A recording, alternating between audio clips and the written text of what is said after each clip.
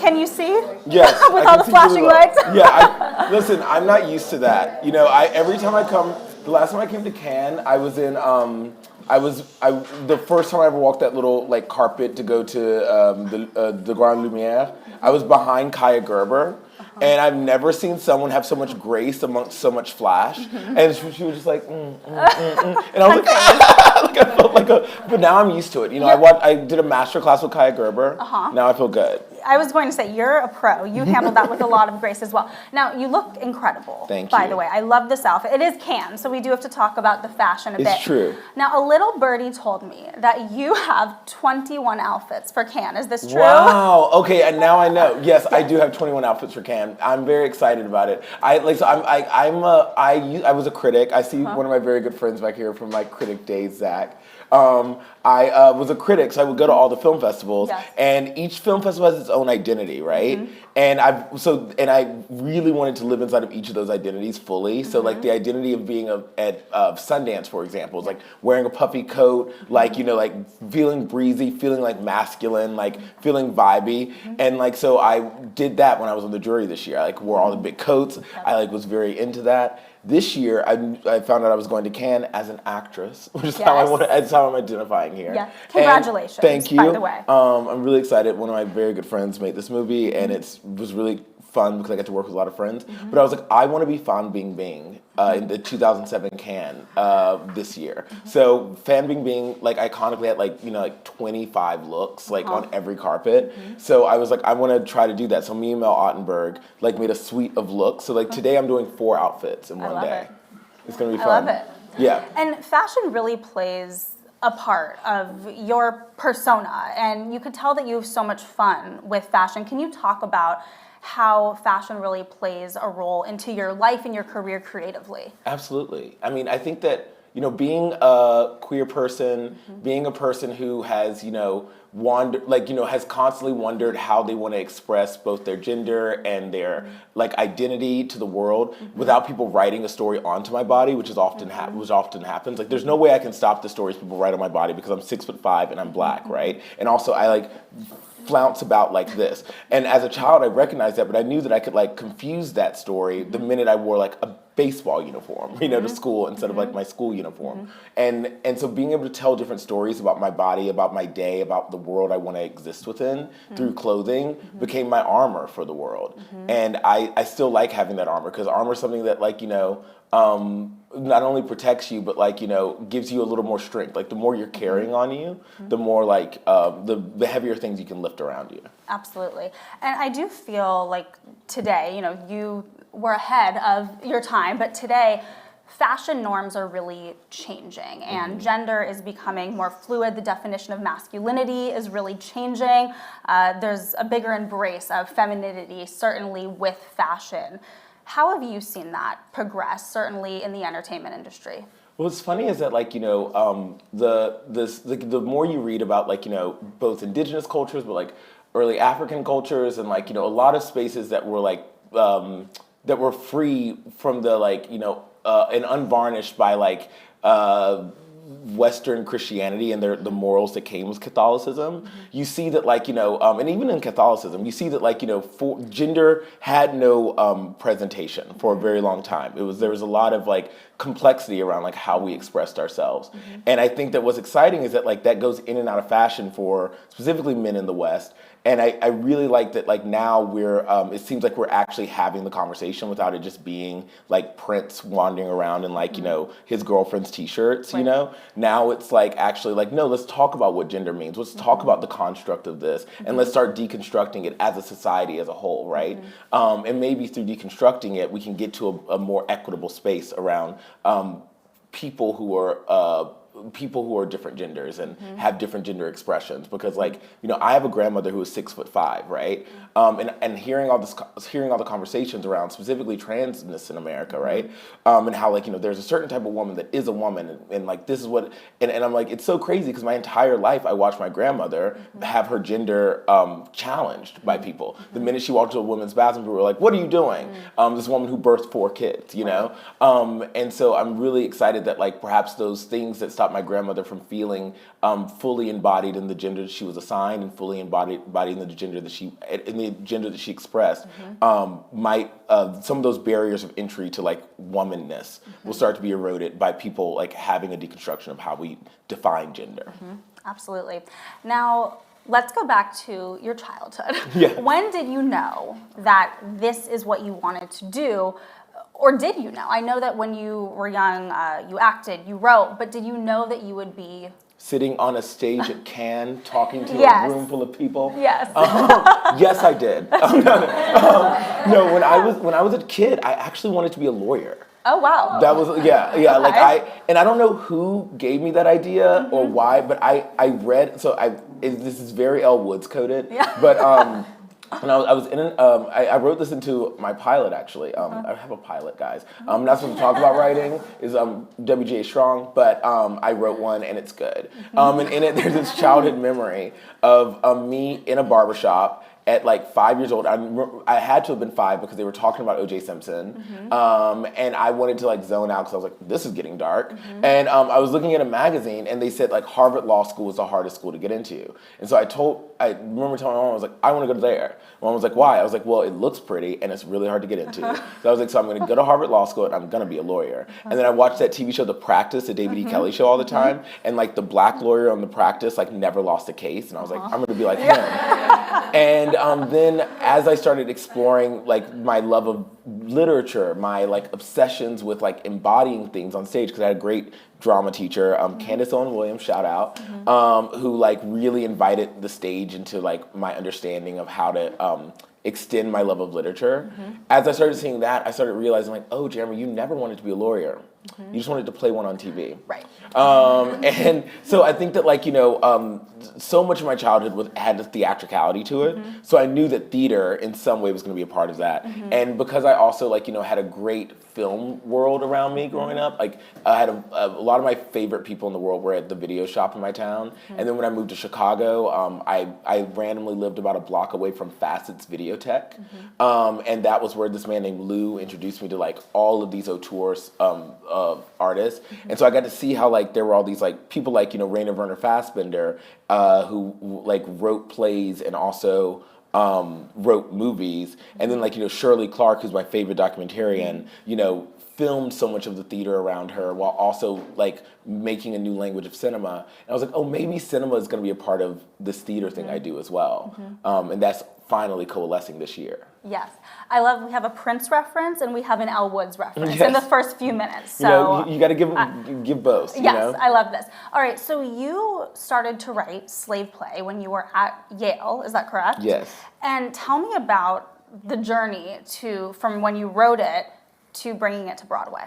It's really wild. I mean, I kind of misspoke because I think we have to redefine, again, thinking about the writer's strike. We have to redefine what writing is, right? And for me, I actually started writing slave play in my head and amongst my friend group for months and months and years before I got into Yale.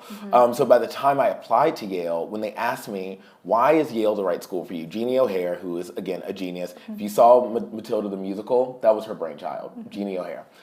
She was the head of the program at the time. She was like, if you could come to Yale, like, what would you do here? Like, why does Yale need you and why do you need Yale? And I was like, I work at a donut shop. I am a film critic. I had a massive car accident with Zach Gaines that year.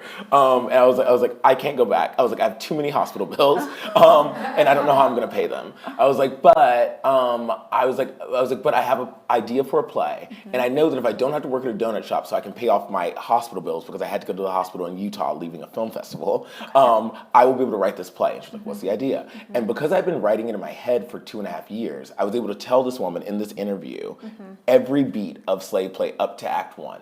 Like the turn at the end of Act 1 was what I had beaten out. I was like, there's a character named Kanisha. She's married to Jim.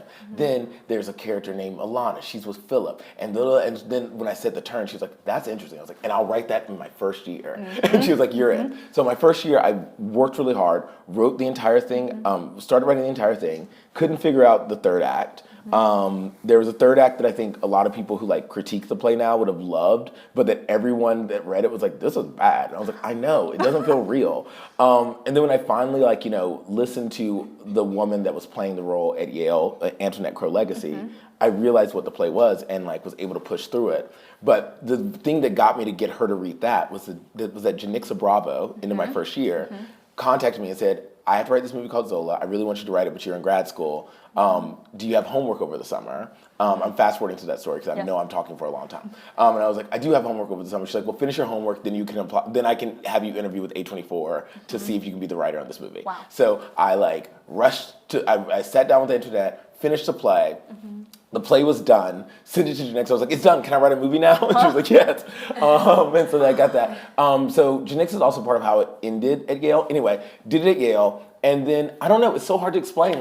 I was a hustler. I had knocked on every door before I got into school because I didn't think I was going to get in. But I made the decision that I had to leave LA. I couldn't be there anymore.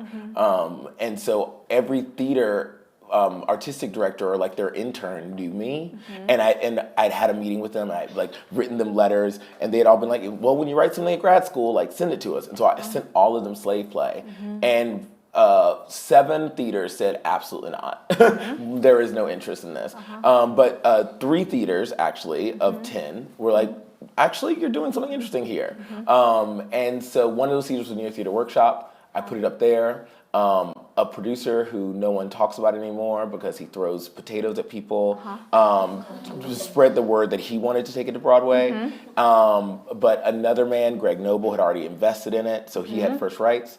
And after the Potato Man decided he didn't want to do it anymore, the other producer was like, I'm still going to do it. I've never lead produced on Broadway, and I'm 27 years old, and I'm going to do it.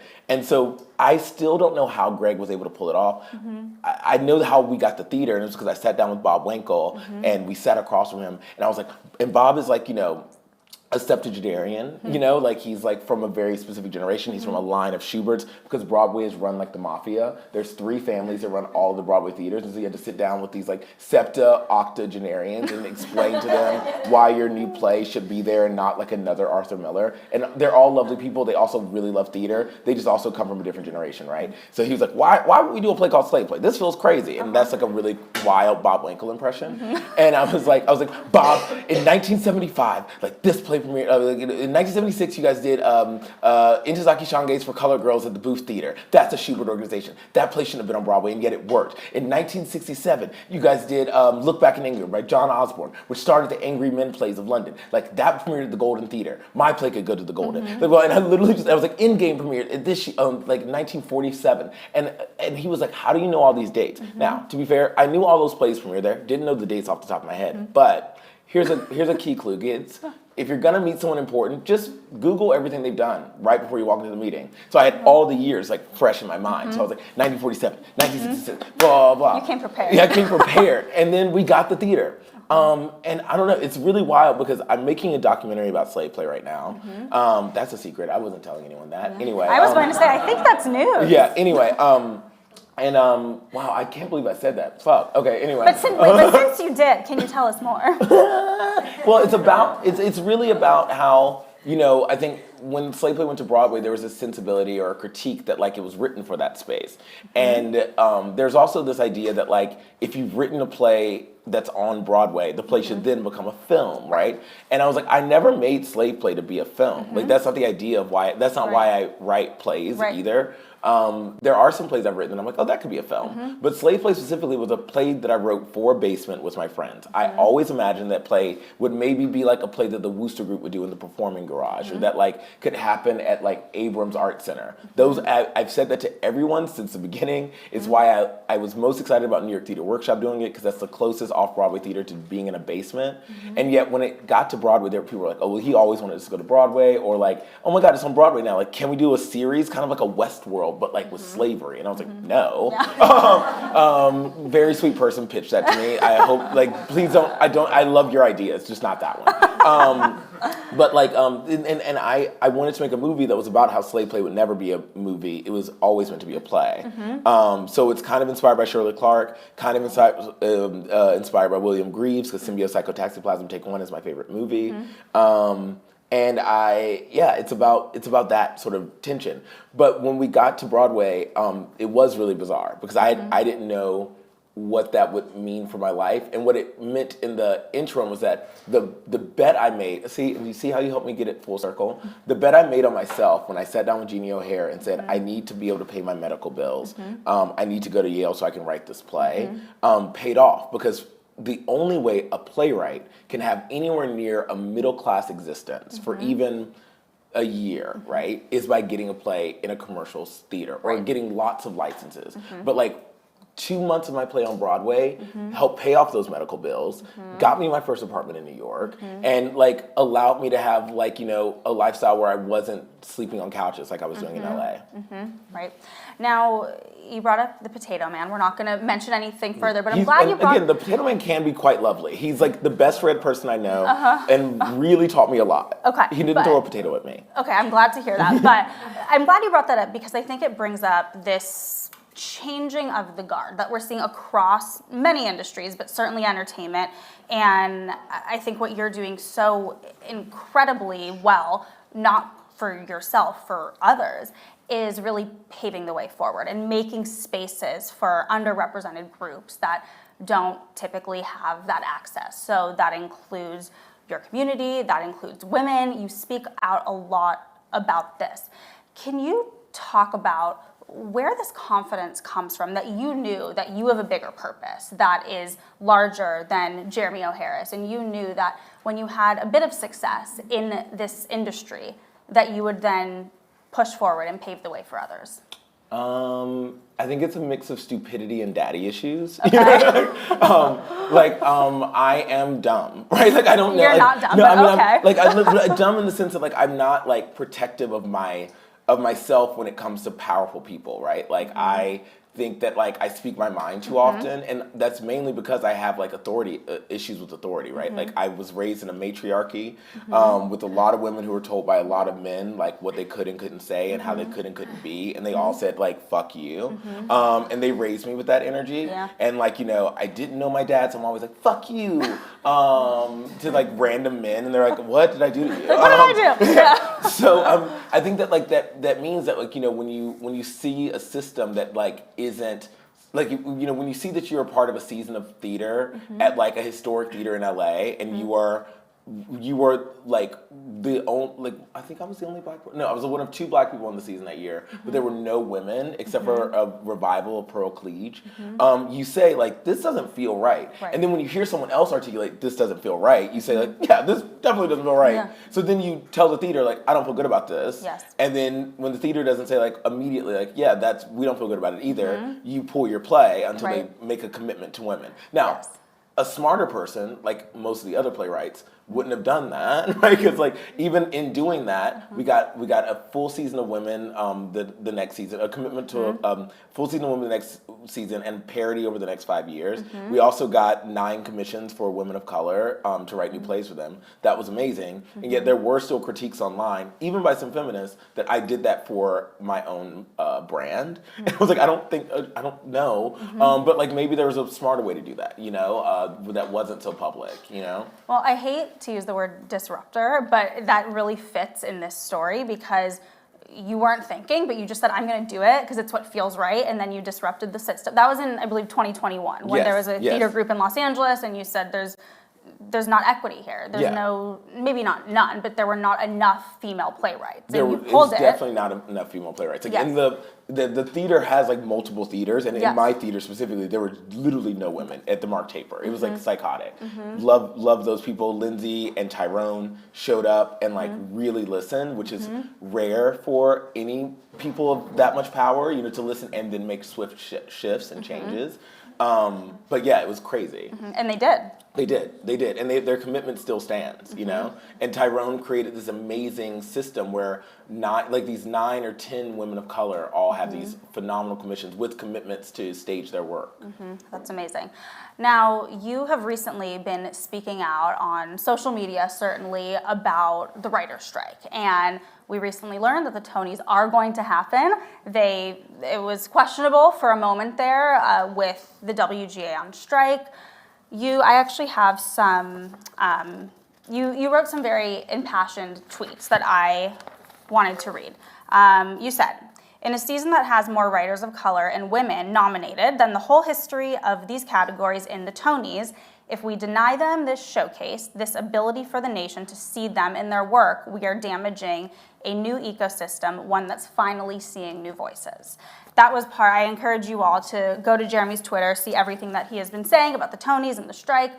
But what is it about the Tonys that it's so important that it did continue to happen in terms of the promotion for the theater industry? Yeah, I mean, I think I have to say first and foremost that, like, you know, the reason the Tonys weren't going to happen is like the fault rests solely on the AMPTP. I don't know. It's a weird acronym. On those rich producers. No, on the execs who didn't come to the table to make a deal with the writers that was equitable and fair, right? Point blank, period. But, you know, what I said in my tweets was that, like, you know, the reason I had to reach out to the WGA, and we all had to reach out to the WGA to ask them to not picket the awards, is that the awards do mean something to the entire ecosystem, a very delicate ecosystem. Yes. I expressed that I feel that theater is like a coral reef, right? It's like it's literally endangered, and in our battle with the AMPTP, blah, blah, blah, blah, we cannot drive a battleship through a coral reef. You know, we need to protect it because that's going to be our only safe haven. When, like, if this lasts a decade, every single writer in the WGA can write a play, right, that they will own. You don't own the TV shows you write. You don't own the movies you write, but you own your plays. That's why you get paid so little for them. But once you own something that, like, brings joy, brings community around it, there's no better feeling. Right. So we must protect that. And as a boy who grew up in a rural town in Virginia, who, like, had nothing around him except for books and tobacco fields, it's very, very important to me that kids in other rural spaces and that don't have access to theater can watch it on the Tonys and see just a little glimpse of what else there is. Moreover, inside of the ecosystem of the theater, and I'm just going to talk about this quite quickly, having your play showcase gets your play done in a lot of different places. Licensing is how people get money for theater, right? And so how you have a middle class life, you know? So if you're Martina Mayock, who wrote Cost of Living, one of the best plays of the season, she's amazing. If you haven't read it, read it. She's Polish. If you're Martina Mayock and you do Cost of Living on Broadway, that means that, like, 10 to 15 theaters will then license your play around America to do it. And if those 10 and 15 theaters and regionals are doing it, that means that, like, 20 to 30 colleges or high schools are doing it. And that means that, like, that year you will have enough money to pay your rent, whether you're writing on, you know, Secession or not. This reminds me of a few days ago, you were on MSNBC. We were talking about this. It was a very powerful interview, and you were talking about the play that you are producing with Oscar Isaac and Rachel Brosnahan, and you really helped get it onto Broadway. And you said the reason why this is so important is it was written by a queer black woman, and now that it's on Broadway, this kind of forces the hand that now at high schools it's going to be in school theater and community theater. So can you talk about that play and why it was so important to give it that big platform and what that will do specifically right now when books and stories are being withheld from a lot of people? Yeah, I mean, in this time when, you know, people like Ron DeSantis and a litany of other horrifically fascist people, and again, if you haven't seen Steve McQueen's 4.5-hour doc, which I sat through yesterday because it's phenomenal, watch it because it really does paint a picture of how quickly fascism can infect everything and how fascism still is in all of our architecture, and so the ghosts of it are still, like, possessing us. Like, those men are possessed by the ghosts of fascists and Nazis, and they are trying to get rid of everything that says that we are equitable people to white men, right? They want to get rid of the books of Patricia Highsmith. They want to get rid of the books of Lorraine Hansberry. And Lorraine Hansberry wrote this play. It's her last play. She wrote it when she was 34 years old, which I'm about to turn next month. It was the last play she wrote because she died at 34 of pancreatic cancer. And she's one of our greatest minds. And part of a project that I started with Slave Play when it was on Broadway was the Golden Project, which was a project wherein I made a list of the most influential black plays to me, some of which made it to Broadway, many of which never did, and that we sold them all in the lobby of the theater, and then we sent them to every library. We sent one to a library in every state, right? Primarily places that, like, didn't have like access to like a strong dramatic literature space. And one of those plays was The Sign in Sidney Brustein's Window. And that play for me is this rebel yell about our time now that people don't know and people don't really care about.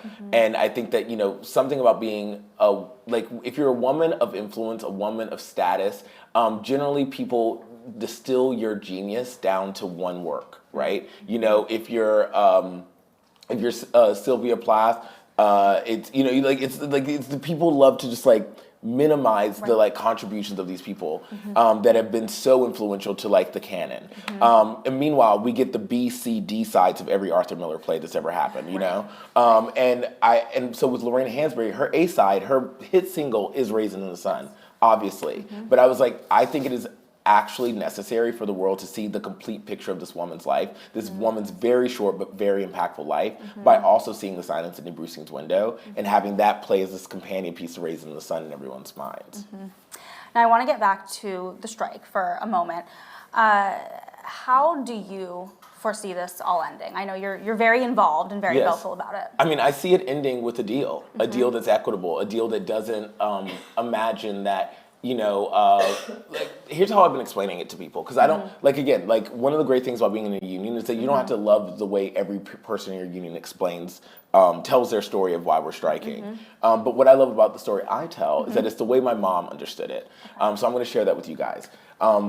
My grandmother used to bake pies, right? People would order a lot of pies from my grandmother. And like, she'd always like, you know, and she knew that like, if she made these pies for women, there would be enough left over for her to also make a pie or some other sweet nothings for her kids. Like, she had 4 kids and we were in the South. So ostensibly, the AMPTP has told us for years, like, that streaming was going to be our way of like, they were gonna give us money to make a pie, and we were always gonna have enough left over to eat like pies for years to come. And it used to be that way when we were making TV shows on Fox in the 90s. You would make a pie and you'd be able to eat off that pie for months and months and years and years and years after. People who made the pies for friends still eating, right?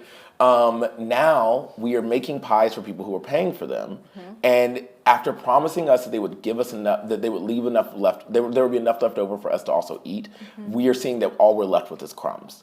And all we're asking for is enough on the side to also make our own pies, you know? And so, yeah, I think that it's going to end with us having enough to make our own pies soon, right? Because right now, everyone at the top is getting fat on pies, and I want to be a little fat too. You know what I mean? Like, it's important to leave this world a little chubby. So that is a great analogy. I might be quoting you on this when I have to explain the strike to some people who are not following it so closely. So we spoke about the Tonys and the importance of how they really magnify great work, and Slave Play was nominated for 12 Tonys. It made history, and a lot of people, very upset, didn't win anything. Why do you think that is? Why didn't Beyonce win? Great question though. Great question. I think that again, I said this at the time, and again, because I'm making a documentary, I've had to watch all these annoying videos where I was like crying about it. But like, it's like, you know, if you set out to make something that like upset people, right? That like would like get people to like think about their complicity inside of a complex system, right? You can't also expect to be patted on the back by the same people you're asking to like re-engage with their privileges, right?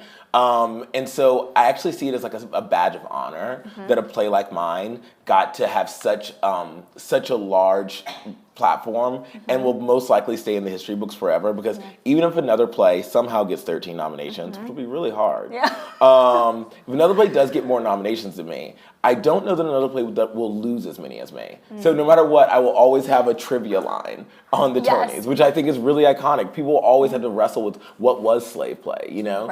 In the same way that like I wrestle with like, you know, what, like all these, I'm such a weird freak, like there's so many weird things I know about like which roles have gotten nominated for the Tony the most times, and so then it makes me go and read that play. I want some weird freak to go back and read Slave Play in like 55 years when no one cares about Jeremy O. Harris anymore. Well, this is also the best way to reframe a narrative, which basically what you're saying is if I am the biggest loser of the Tonys, then that's an award in itself. It literally is. Exactly. It's the most iconic award. Yes, and then you keep going and going. Now, with that said, there's a lot of new voices in not just on Broadway, in the theater industry. Mm-hmm. Is Broadway doing enough to sustain these new voices? Because we're seeing some open, but then they're gone. I mean, A Strange Loop was the most talked about show for the year, gone pretty quickly. So is Broadway doing enough? I mean, I'm nominated for 2 Tonys this year for producing, which is very cool. One for Sidney Brewstein, and another for a play called Ain't No Mo by Jordan E. Cooper, who took my title as youngest black man ever play on Broadway when he became the youngest black man ever play on Broadway, which was very cool. Yeah. And Jordan E. Cooper is nominated for 6 Tonys with his first play on Broadway. Tied with Tom Stoppard, which is crazy. And he's also nominated as actor and playwright, which he's in a lineage. I think the last person to have that is Harvey Fierstein, but I have to look that up. His play closed early. His play closed after, I think, 23 performances, and that's based on a lot of things. I think that like when you have new people on Broadway, you also have to know how to market to those people. Right. I think that like, you know, the fact, and this is across the board in film, television, everything, in literature. Literature actually does it better because there are more women in publishing who recognize that women read 75% of the books in America. So they actually like target women in their, in how they sell them. People don't target our biggest theater goers, which are 70% women in America as well. We don't target people outside of the white Upper East West Side. Like across the board, if you ask any major theater agency, like how do you market plays, like what sells tickets the best, they'll say have your show on MSNBC or have a big article in the New York Times. Now, none of my friends read the New York Times. A couple of them watch MSNBC, but mainly because their parents tell them to. Right. Or they watched it because your clip went exactly, viral. Yes, they never actually watched the show. They just saw you. Exactly. And I think that like, you know, we have to reframe and reimagine how we invite people to the theater. I think also in the case of black people, you know, coming back to the theater is a historic thing that we have to think about. Again, thinking about the ghosts in our architecture. My grandmother could not go to a theater with the women in this room all together when she was my age or a little bit younger. But in South Carolina, North Carolina, Virginia, Jim Crow laws were still such that she would not be able to sit across from you as someone who was like developing a taste as a child for like what their leisure activities were. So we are recognizing that there are still people alive that and children of those people who have a feeling that they're not allowed in a space. Don't you think you have to radically apologize for that somehow? You know? So one of the ways I've radically apologized for that is by creating blackout nights for my shows, you know, where I have a whole theater just for black people. And I'm like, guys, come in. Our theaters can look like, you know, the Gershwin Theater when they're doing Music Man, right? And when you go to Music Man, I will be the only black person in the orchestra 99% of the time, right? That's no shade on that. It's just like that's who it's marketed to, and that's how they get there. But I'm like, we can also I want more people to be able to. I want to go see Music Man and see like all black people in the audience somehow, or all Asian people in the audience somehow, because the demographics are such in New York that could be possible. You know, it's just about like, you know, telling a different story about who we want in the theater, and so I think they're telling a good story about who they want, which names they want on the marquee right now. I don't think they've fully understood how to say like, here's also who we want in our theaters. Right. Well, aside from the blackout nights, I want to talk about some of the philanthropy that you do. So you're doing a lot to make theater more accessible. Of course, tickets are through the roof. Yes. And I know for Slave Play, you had a certain amount of tickets or certain nights that you lowered prices. As you said, you also donated books by black playwrights to libraries. When you signed your overall deal with HBO, you made sure to include a fund in your deal to commission theater projects for others. You pledged fees and royalties from Slave Play to fund micro grants to playwrights, and you funded with the New York Theater Shop two $50,000 commissions for new works by black women playwrights. So you're investing a lot of your time into making theater more accessible, into really making it so that there are new voices that continue to come. I want to pivot to some of your other work aside from theater. So we mentioned the HBO deal. You are a producer on Euphoria. That is a show that has a lot of incredible women on it and a lot of incredible young women from a younger generation. What have you learned from working on that show with those young women? I mean, Sydney is like such a special young person, and same with Maud. Like, the ways in which these young women show up and like are the hardest working people you've ever met in your life is like otherworldly. It like teaches me how to work better. You know what I mean? Like, they like are very much about their they're very much not only about the business that they're doing, but they're very much about their craft. And that's so inspiring. But you know, you can't talk about Euphoria without talking about like the ways in which Zendaya is such a leader there, right? Like, you know, you see her and Sam sitting together going through every scene in the script, and then she's a producer as well, and you see her like asking questions not only as a lead actress, but also as a producer, and also as someone who I think is secretly about to be a director, right? Because she's also like mining him for every piece of information. But she's like, so when the camera's gonna move there, why is that, you know? And I think that like, you know, what I learn every time I go to that set is that like, I can't stop working really hard. I can't like rely on, you know, my charms and, you know, the ways in which people perceive, you know, me because of my height, right? Like, I do think that like I get away with a lot by being tall, you know. But it's like yes, I might charm the pants off of you by being really tall, but I also have to work really hard once I get there, you know. And then I also am learning a lot about having like an unerring sense of curiosity about the craft I do. You know, like I think that one of the things that Z told me, because I'm trying to convince her to do something in my sphere. But one of the things she told me is that she's like, Wait, hold on. Let's go back to that. What would that be? It might be a play. Might be a play? For those who couldn't hear, he said it might be a play. Yeah. That he's trying to get Zendaya on board with. Yeah. Okay, continue. Yeah. Anyway, maybe this will bully her into calling me back. Yes, we'll send this to her. But no, what she said was that she was like, I actually am really excited about doing this because I only like doing things that scare me. And I think that, you know, me being here with the movie is like that, you know. I mean, again, not to call him out again, I am in Zach's movie, and it is very fun to act in things. Like, I love acting. But I do think that like once I got like, you know, all these laurels and people were like, we really like Jeremy, I stopped doing things that scared me as much, you know. It became very easy to be like on a show like Emily in Paris where like I get to show up, do 2 episodes, have a lot of fun and leave. But like now I'm like, okay, I did train as an actor. Like what if I call up, you know, one of the directors I worked with, like Olivier Assayas, and I'm like, hey, like is there something like really crazy I can do? Like, can I run around with a gun in Tokyo for you or something, you know? Because that would literally scare the pants off me. Like, imagining myself have to embody someone who's like the type of person who holds a gun legitimately would frighten me to my core. And I think that's the kind of thing that Z does all the time. That's the kind of thing that Sydney does. Sydney's in my friend's movie right now called Reality, which is based on the best play that was on Broadway and closed too soon. It was called Is This a Room? Phenomenal theater.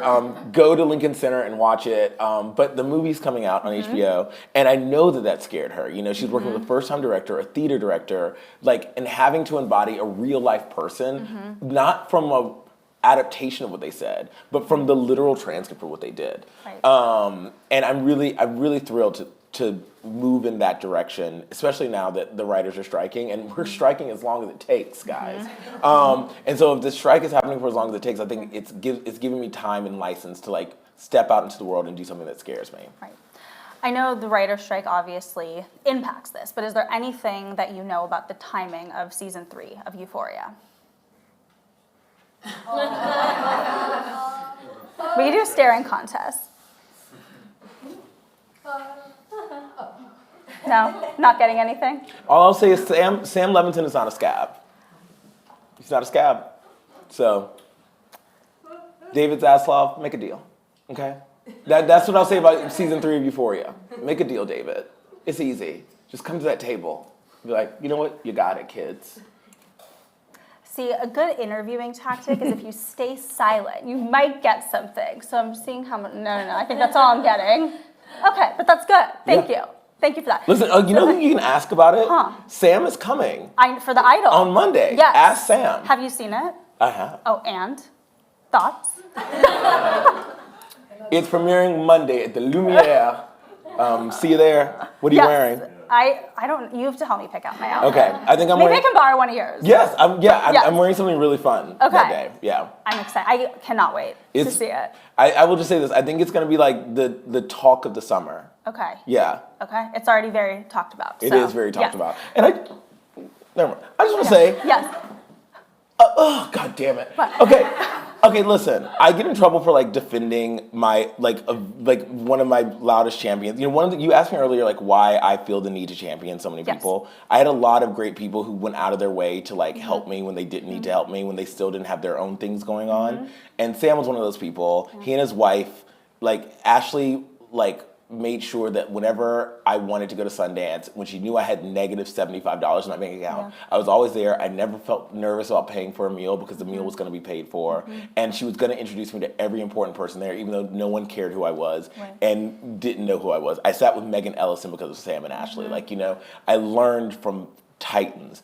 And I would just say, Sam is a lot of things. The main thing he is a weirdo, and he doesn't talk to press. And I think that it opens him up for a lot of really big critique from people who like are people who would rather like engage in rumor mills than anything else. And I would just say, look up what Cheryl Roundtree was writing about before she went to the Rolling Stones, because that is the thing that most, like, the fact that we have no criticality around the people who like are doing these like really toxic stories about like these like, well, this is what's happening on this set. It's like, who is this person? Why does this feel like the National Enquirer? And it's because they basically are National Enquirer writers. And I know this because Cheryl Roundtree also wrote about Zola and said the most messed up thing about Zola that was like fully false. And then it made me look her up and I was like, oh, you're the person who writes fake stories about Meghan Markle for the Daily Mail? Got it. Anyway, that's what I have to say about The Idol. You're like, with that tangent. And I am excited to see it and to interview the cast next week and to hear from them what they have to say about it. Okay, now you spoke about some influential women in your life on the set of Euphoria, Sydney Sweeney, Zendaya. Another woman that you are friends with is Rihanna. And I know she was a big influence for Slave Play. You're like, yes, she is. Yeah, yes, she texts me. Whatever. She texts you. What does she text you? The other day she said, bitch, I miss you. Where you at? That's literally like verbatim the text. And I was like, I'm in New York. And then she didn't text back. So I think she's a little busy. She's a little busy. Yes. She's a mom right now. Yes, you know? she is. I love Ree. She's the best. Yeah. We ran into each other in Barbados when I was there for Christmas last year. And she met my entire family. My mom freaked out. Incredible, I'm sure. What have you learned from her? I mean, I've learned how to make sure you always smell good. Okay. That's what I learned from Rihanna. Make sure you always smell good. Today I am laxing on that because I didn't do my like something I learned from her, layer your scents. Layer scent. It's a key tactic. TikTok is teaching a lot of people how to do it now. Rihanna's always layered her scents. That's why she smells like bubble gum in the sea. And so you're like, how does someone smell like both those things at the same time? Right. Layer your scents. Okay, good to know. That's the number one thing I've learned from her. I've also just learned that like nothing in life, no project in life is too important. No one else's deadline is too important. Is more important than like the deadline you set for yourself, right? Which is to like make something beautiful, fun, that gives you joy, right? And I think, speaking of the writer's strike, me and my fiance, saved up our ducats and invested in a house, an apartment together, right before the writer's strike. And I had a deadline for a very big movie that I was supposed to have written this movie a year and a half ago. Luckily, my producer is here. He is a kind man. He only works with weirdo tours. And so he was like, I don't care if it takes you 4 years. It's fine. But please get it in before the writer's strike if you want money. And I was working really hard to get it in before the writer's strike. And then I got COVID. And I could have stayed up, fought past my sickness to get 20 pages done so I could send a first draft I didn't really like into the studio so I could get this paycheck that would like sustain me for the next 6 months. Or I could sleep and not feel like crap. Yeah. So I slept. Then we closed on our apartment and I realized I have no money. But it was fine, and I feel like Rihanna would also say that's fine because you know what, like I didn't want people to read it when it didn't look good. Right. I wanted people to read it after it felt right, after it felt like something I was proud of. And I think that a lot of women, a lot of people of color are, especially once they have this thing called heat around them, are told to just torpedo on and like live on other people's schedules. And Rihanna's like, no. And you know, this thing, I just did this, speaking of philanthropy, I did this thing that I was very, very excited by recently, thanks to Gucci. I see one of my Gucci boys here too, wherein they invested deeply in me as an ambassador and me as someone who believes in other artists, and gave me the funds to bring 5 young writers. I'm going to name all of them right now. Rihanna Simmons, DJ Hills, Chloe Meyerson, Rafi Donatich. I'm missing someone. Hold on, let me think about you. And Asa Hines. There we go. Asa, I'm so sorry. They gave me the power to bring all 5 of these writers with me to Italy for a month to sit with me and have dinner every night and to like to write work based on, like, you know, they'd all written plays for the Francine Horn Yale Drama Series Prize, which I'm the president of. And Francine, I'm coming to visit you this week. But I was the president. I got to pick a play. The play I picked was by Jesus Valles, who wrote a play called Bathhouse.pptx. And Jesus, they're in grad school right now, so they couldn't come. So it opened me up to bring like a fifth writer with me. And they sat with me every night with my friends. I had Rebecca Hall come in. I had Zola Bravo, Lena Dunham, Jim Wilson, who's here with Zone of Interest. They all sat with these people and they talked to them. And the main fear all these kids had was that, like, they were like, oh, an agent just called me because I'm in the newspaper with my name next to yours, and it says Gucci and Jeremy O'Harris, and now I feel like if I don't use this heat now, then what am I going to do? So should I sell this script or should I do? And I was like, no. Yeah. Like, work on your writing. Take your time. Be really happy about something, because I was like, heat is something that does not disappear. Like, energy cannot be destroyed, right? Like, you know, it is innate, and you have an energy. That's why you're here. That's why you're sitting at this table. So relax, eat, and like, do not feel pressured because you are primarily people of color, because you're primarily femme, that like, that you being here has a timeline. There's a timeline on the success that's possible in your career. Yes. Well, that is great advice from Rihanna to you that you're passing on to Yes. others. And I mean, she recently proved this pretty well. She did her thing. She lived her life. She came out to the Super Bowl. Everyone was there. And you know what? We're all waiting for that album. And whenever it comes, we'll be ready. Okay, so we're getting to be out of time, but there's some social media questions that were sent in. So, first one, someone that you've mentioned. What was it like working with Zola Bravo on Zola? Zola Bravo is my big sister. She's the love of my life. You know that Gail, that Oprah Gail thing? Yes. Just quote that as my quote, because that's how I feel about Zola. She's right now in Manchester. She was going to try to come in today, but she's filming a new TV show with our friend in Manchester, and yeah, I love her. I love her very deeply. All right, our next question is, this is a great question. I'm going to read it, but I feel like we've answered it, so I think we should get to the audience. But thank you to whoever sent this in. How are you ensuring equitable representation and opportunities for playwrights? Is there anything you wanted to add beyond our conversation? I think the only thing is, I think if anyone is looking for how to be equitable to people, it's, you know, I got, when the New York Times wrote the story about my residency, one of the comments said, they're like, so obviously there's a criteria to be in here, and it's obviously that you're not white or male. Like, all of these titles look like agitprop, because one of the plays is called, like, you know, racism, an essay. Another one's called White Girls Game. One is called Class, which I'm like, I guess that's agitprop, but whatever. But I was like, you know, I didn't know who wrote these plays.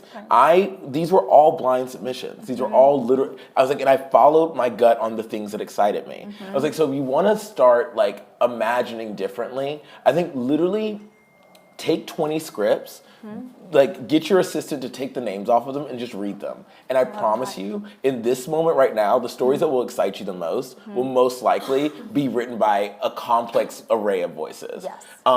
Because it was undeniable. When I went through the list of all the plays that my readers had read, every single person had the kind of list of a season that I would want every theater to have. There's like one brown person, one Asian person listening, one black person, one queer person, and I'm like, well, you did it. You did it. And you know what? And that happens when you just take people's names off of things, when you don't need to see a face. So that's how I'd say you make it a more equitable theater. Start like living inside of the work, and the work that's about the world around us is the loudest of that work is going to be from the people who are generally oppressed, I think. Right. All right, I think we have time for a few audience questions. There's a mic going around. If anyone has a question? It's fine if you don't. She asked everything.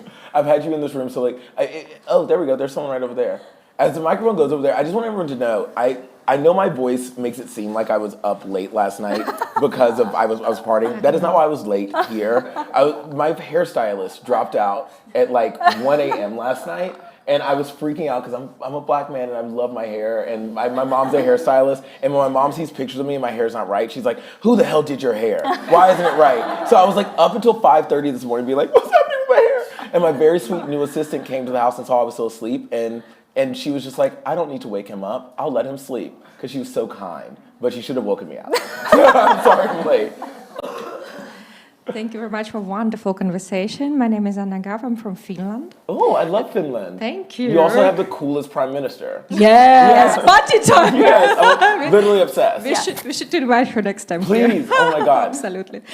But actually, I work all my life in fashion and art, and I would love to ask your position about the fashion and gender and this bridge between these two topics. Can you a little bit explain more?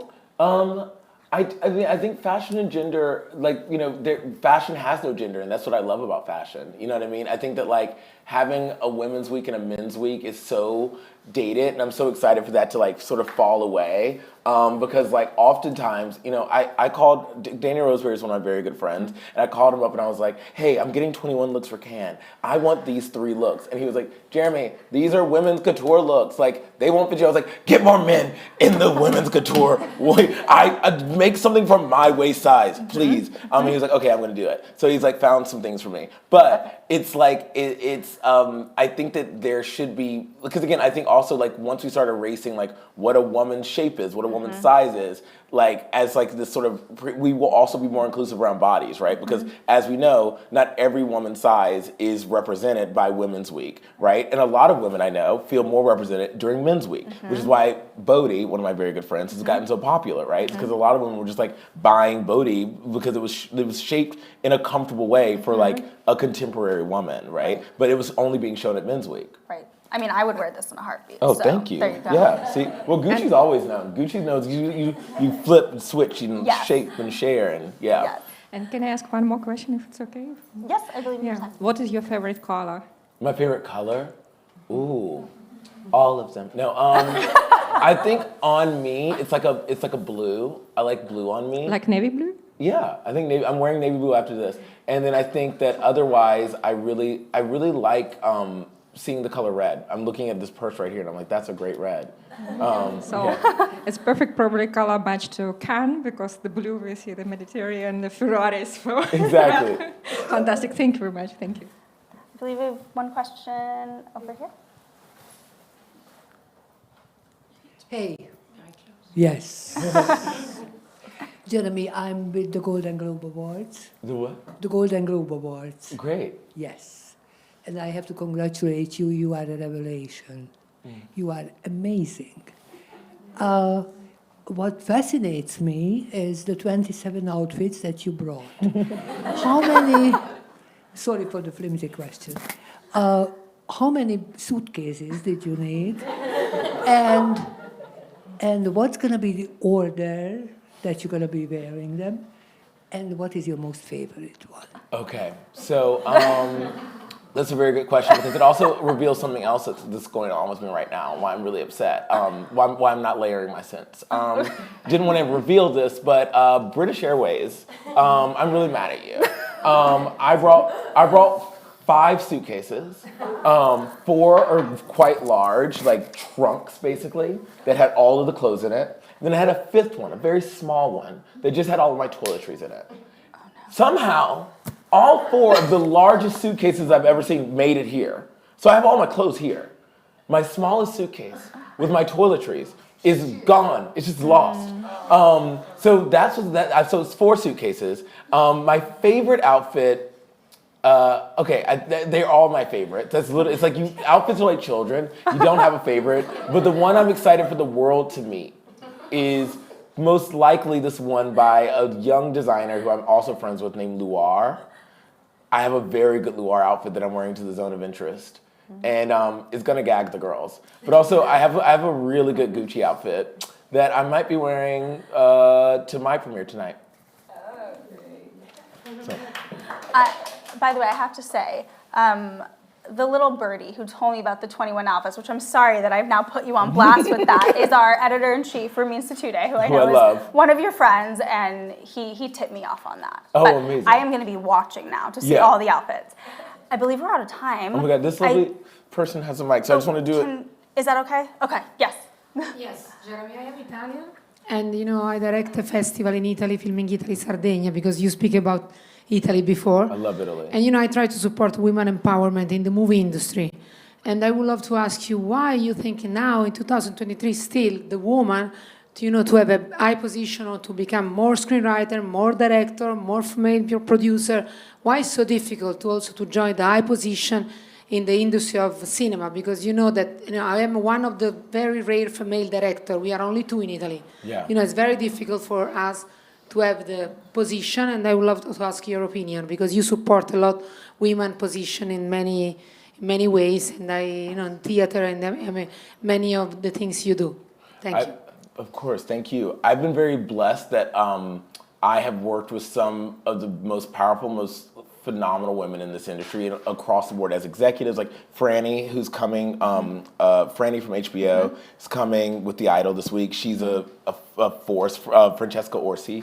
Love her so deeply. Janixa Bravo, obviously, I literally learned how to make a movie from her. Like, she is my Pedro Almodovar. Like, she taught me everything. But I think the same reasons that, there are not as many people of color in power as there should be, it's the same reason there aren't women. We live in a patriarchy, and we live in a white supremacist, culture, right? And so much of that patriarchal mindset is set in across the board. Like, the fact that multiple times that me and Janixa would, be having notes calls, she'd say something, and they'd be like, right, anyway, and they keep going, and I'd be like, well, no, I think Janixa had a great idea. I really think this is the thing. I'm the writer, by the way. She is the director. And they'd be like, hey, Jeremy, that's such a great point.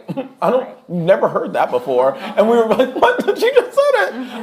And it was a really interesting thing to notice that the best thing I could do is as an ally amplify those voices, and I think more men need to actively amplify voices and not run away from that amplification. Love Thierry, he's had programmed a great thing, but I do think it's weird that he keeps articulating that it was an accident that there's gender parity this season. He keeps being well, we didn't try to do that. We're not some woke festival, and I'm like, yes, you are. You did actively try, because that is the only reason why for the first time ever there are 7 women in competition. Don't act like it wasn't a concerted effort by a lot of women in France to make this happen. And I think it needs to be fewer women making these things happen, fewer people of color making these happen, and more allies, more men saying let me put women at the top. Let me bring more people of color into this space. Because if we don't have allies doing that, then our voices are going to go hoarse, and we're not going to do our own work. You can't work if you're also advocating, right? Which is very difficult. Thank you so much, Jeremy. Thank you. Also, who made this? Well, Jeremy asked who made this, and since you shouted out your grandma a ton, this is my grandma's. It's real vintage. She's 97 years old. Oh my God. So she'll be happy to be watching from LA. Tell your grandmother she slayed. This is amazing. Oh, I will. I will. She's probably not watching now because it's 9 hours ahead, but she will be watching and she'll hear it and she'll be so excited. One of the things I used to tell Alessandro all the time at Gucci was that the thing I loved the most about his time at Gucci is that it made Gucci feel like you were wandering through your grandma's attic. I love that. And that drew me to it, because all of my favorite pieces I got from my grandma and grandpa's attic. Yeah. But thank you so much, Thank Jeremy. you guys. Thank you for being an ally. Thanks all of you. Thank you guys. Oh my God, it's so hot. It's hot. It's hot. It's hot. It's hot.